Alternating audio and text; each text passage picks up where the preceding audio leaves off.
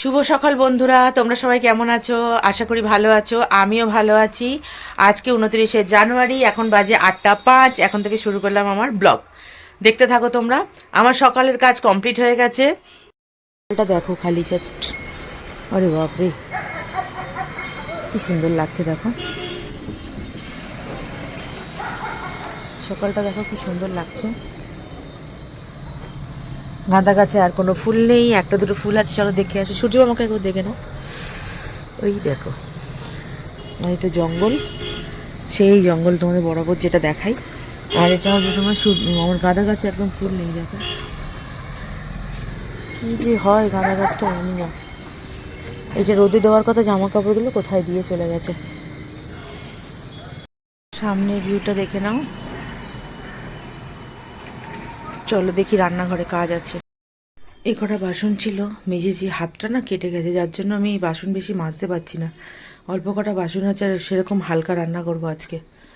কাজের শেষ থাকে না, দেখো না গ্যাস ট্যাস পুরো পরিষ্কার করতে বাকি।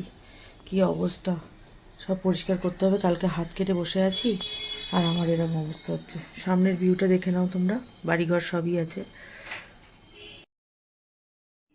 গ্যাসটা মুছে ফেলি, চলো গ্যাসটা তাড়াতাড়ি করে পরিষ্কার করে নিই। করতেই যখন হবে কাজ, তখন ফেলে রেখে তো লাভ নেই। যে যতটুকু কাজ তাড়াতাড়ি করা যায় ততই ভালো, কারণ কাজটা তো আমাকেই করতে হবে। আমি ওটাই খালি ভাবি, জানো তো, যদি কখনো আমাকেই করতে হবে তো তখন করে নেওয়াই ভালো। হাতে জানো তো, এই যখন আমি একটুখানি লিকুইড দিয়ে যখন মুছছিলাম বা বাসন মাজছিলাম, তখন প্রচণ্ড হাত জ্বালা করছিল আঙুলটা। ভাবছিলাম একটাই কথা, যে এরকম জ্বালা করতে করতে হাতটা বোধহয় ঠিক হয়ে যাবে, তাহলে ঠিক আছে কাজ করতে থাকি।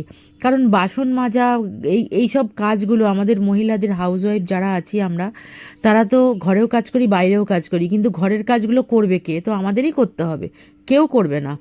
তাহলে করে নেওয়াই ভালো। অতএব সে শুরু করে দিলাম, আর আমি থামিনি। আমি যাক তাড়াতাড়ি করে নিই, যতই হাত জ্বালা করুক যাই করুক, ঝটাঝট কাজগুলো সেরে নিই। নিয়ে এবারে তারপরে নিশ্চিন্তে একটুখানি হাতটাকে নিয়ে বসবো। কিন্তু কাজের শেষে বিশ্বাস করো বন্ধুরা, যখন দেখি না হাতটা আমার অসাড় হয়ে গেছে, আঙুলটা কেটে গেছে তো ছুরিতে কালকে। এবারে চলো দেখি, দেখো কেরম ঝকঝকে তকতকে করে দিলাম, দেখেছো? মুখ দেখা যাবে। এত সুন্দর করে গ্যাস পরিষ্কার করে দিয়েছে, ওভেন পরিষ্কার করেছি, গ্যাস নয় ওভেন। কিরাম মাথায় বুদ্ধি, উল্টো পাল্টা বকতেই থাকি। দেখো বেসিনটাও আমার মাজা ধোয়া পরিষ্কার হয়ে গেছে, খালি কাপড়গুলো কাচতে বাকি আছে, যেগুলো ব্যবহার করা হয়েছিল ওইগুলো কাচতে বাকি আছে। এবার বসিয়ে নেবো চা। এই মোছা গ্যাসের মধ্যে চা বসাতে বেশ ভালোই লাগে, চাটা খাবো। চা, লিকার চা করব আমি। তো লিকার চা করতে গেলে আমি ওখানে 1 কাপ জল নিলাম, আর একটু আদা থেতো করে নেব, জানো তো। আদা থেতো করে নিয়ে হামানদিস্তা, এইটা আমার মেয়ে আমায় কিনে এনে দিয়েছিল ছোট্ট একটুখানি, কলকাতায় যখন ছিল তখন আমাকে বললো, মা না আদা থেতো করবে এইটাতে, তুমি তো চায়ে আদা খেতে ভালোবাসো, আর আমি ওইটাতেই আদা থেতো করি। আদা থেতো করে চা দিলাম। চাটা না লিকার চা করব, আদা থেতো করে দেবো, একটু বিট লবণ দেবো, একটু গোলমরিচ দেবো, আর একটু চা পাতা দেবো, দিয়ে ঢাকা দিয়ে রেখে তারপর চাটা নামিয়ে দেবো। বেশিক্ষণ ঢাকা দিতে লাগবে না, চাটা কিন্তু খেতে বেশ হয়।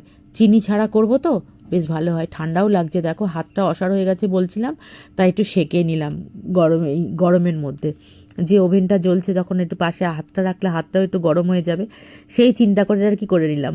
গোলমরিচ গুঁড়ো দেওয়া হয়ে গেল, বিট লবণ দেওয়া হয়ে গেল। এবার চাটা ছেঁকে নেব। চাটা ছেঁকে খেয়ে নিলে তাহলে এনার্জিটা ফিরে আসবে। এবার এনার্জি ফিরে আসলে এবার সুন্দর করে কাজ করতে পারবো। এখনও অনেক কাজ বাকি, জানো তো, যত ভাবি হালকা কাজ করব, সব কিছু করবো, কিন্তু তাও আমি দেখি কাজের না শেষ হয় না। আমার আবার একটু বেশিই কাজ থাকে, জানি না এগুলো আমার মনে হয় সবাই করে, কিন্তু আবার অনেকের ঘরে আমি দেখেছি করে না। তাও আমি চাটা তো আগে খাই নিশ্চিন্তে। দেখো এই লিকার চা, কে কে খাবে চলে এসো তাড়াতাড়ি করে। দেখো এখন বাজার এনেছে, প্রত্যেক দিন কিছু না কিছু বাজার আসছে, আর সেইগুলোকে গুছাতে গুছাতে আমার সময় চলে যাচ্ছে, পুরো সারা দিন চলে যায়। আজকে যে বাজার এনেছে, তোমাদেরকে কি বলবো, 7-8 কানা নারকেল এনে বসে আছে। নারকেলটা বলে পিঠে বানাচ্ছ যখন, এনে রেখে দিয়েছি। সেই নারকেলগুলো তোমাদের আর দেখালাম না। এদিকে মুদিখানা থেকে বেসন ঘরে ছিল, তাও বেসন নিয়ে এসছে। ডাল ঘরে ছিল, তাও ডাল নিয়ে এসছে। আর ছোলা মটরটা ছিল না, ছোলা মটরটা নিয়ে এসছে। যাই হোক, ওটা হবে।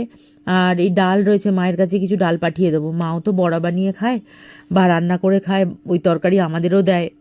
এবার দেওয়া হয়েছিল, শেষ হয়ে গেছে কি জানি না, যাই হোক দিয়ে দেবো।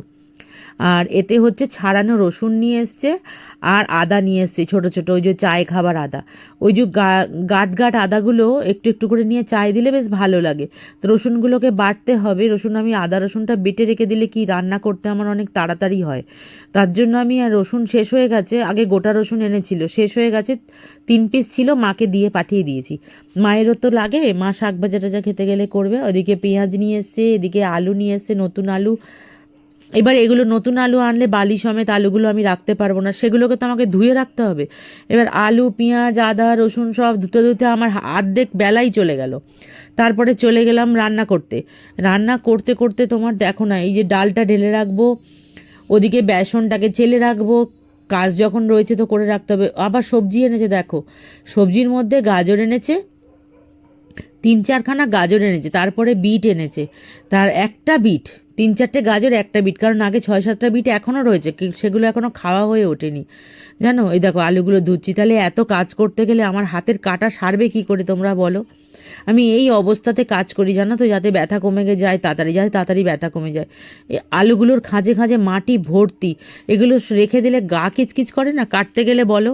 সবারই আমার মনে হয় গা কিচকিচ করে, যার জন্য আমি পুরো কেটে ভালো করে ধুয়ে শুকনো করে রাখি, যাতে আমার কাটতে কোনো অসুবিধা না হয়। এই অভ্যাসগুলোকে আমি ত্যাগ করতে পারছি না বলেই না আমার এরকম অসুবিধাগুলো রয়ে যায় গো। আর আমি দেখে চোখ বন্ধ করে থাকতেও পারি না, এগুলো যখন করতে হবে তো আমাকে করতেই হবে। এবার আলুগুলো সব ধুয়ে কমপ্লিট করে নেবো, নিয়ে এবার ধোবো হচ্ছে পেঁয়াজগুলোকেও ধুয়ে নিলাম, কেননা এগুলোকে ধুয়ে আবার সব রোদ থাকতে থাকতে শুকনো করে নিতে হবে, তবে গিয়ে ভালো থাকবে, না হলে না খারাপ হয়ে যেতে পারে, বুঝেছো? ওপরের একটা দুটো খোসা তো খারাপ হয়ে গেলে ওই দুটো বাদও দিয়ে রান্না করা যায়, কিন্তু খোসা কেন খারাপ হবে বলো? খারাপ হতে দেওয়া যায় কি? এই দেখো সবজি নিয়ে এসছে, কতগুলো গাজর নিয়ে এসছে, 1খানা বিট এনেছে, আর তোমার শাক আলু নিয়ে এসছে। শাক আলুটা সব কিছুই ধুয়ে রাখতে হয়, ধোয়াধুয়ি কমপ্লিট করে তারপরে তোমার এই চা তো খেয়ে নিয়েছি কখনই, এবার আদা রসুনটাও ধুয়ে নিলাম। তারপরে রান্নার জোগাড় করতে হবে, আমার ওদিকে মন ছটফট করছে কখন আমি রান্না করে রান্না শেষ করব। দেখো আদা রসুন কাটা হয়ে গেল, এদিকে সব রোদে দিয়ে দিয়েছি কাপড় পেতে, আর ওদিকে আলুটাও দিয়েছি জানলার দিকে, আর এই যে কুমড়ো কেটে নিয়েছি। আর এবারে বেগুনি করব না, কুমড়োনি করব। কুমড়োনিটা খেতে খুব সুন্দর, কারণ কুমড়োটা বেশ মিষ্টি। ভাত বসিয়ে দিই, চলো তাড়াতাড়ি করে ভাতটা ফুটে যাক। এবার টমেটোটা ভালো কড়ার মধ্যে দিয়ে ভালো করে টমেটোটা নুন দিয়ে সেদ্ধ করে নেবো কড়াতেই। এদিকে ডাল সেদ্ধ রাখা, টমেটো দিয়ে ডাল হবে, ওপরে দেবো ধনেপাতা। ডালটা ফুটছে দেখো, ফোড়ন দিয়ে টমেটো দিয়ে ভালো করে করে লাস্টে নামাবার আগে আমি ধনেপাতাটা দিয়ে দিলাম। ধনেপাতা দিয়ে ডালটা একটুখানি ভালো করে নেড়ে দিলাম, নেড়ে দিয়ে নামিয়ে রাখলাম। নামিয়ে রেখে এবার শুরু করবো কুমড়োনি ভাজা। এবার কুমড়োনি ভাজা, তোমরা ভাত ডালটা দেখে নাও, একটু গরম ভাত হয়ে গেছে, দেখে নাও কেমন গরম ভাত, এদিকে ডাল হয়ে গেছে। ভাত আর ডালটা সরিয়ে রেখে, সরিয়ে রেখে দিই, ডালটা হয়ে গেছে, সরিয়ে রাখি। নাও কড়া চাপিয়ে দিলাম, কুমড়োনিটা ভেজে নিই। হ্যাঁ দেখো কি সুন্দর ভাজা হয়েছে, কিছু ভাজাও হয়ে গেছে। ভাজা হয়ে এবার আমি তো দুটো খেয়ে নিয়েছি, খিদেও পেয়েছিল। আর ওদিকে মাছ এনেছিল, মাছগুলোকে ফ্যাসা মাছ বলে কি জানি না, ওই মাছগুলোর বড়া বানিয়েছি। লেবুর রস দিয়ে মাছগুলোকে মাখিয়ে রেখেছিলাম, তাহলে গন্ধটা চলে গেছে। তার নুন দিইনি কিন্তু, ব্যাটারেই যা নুন দেওয়া ছিল। এই দেখো এই মাছগুলোকে কি বলে আমি ঠিক জানি না।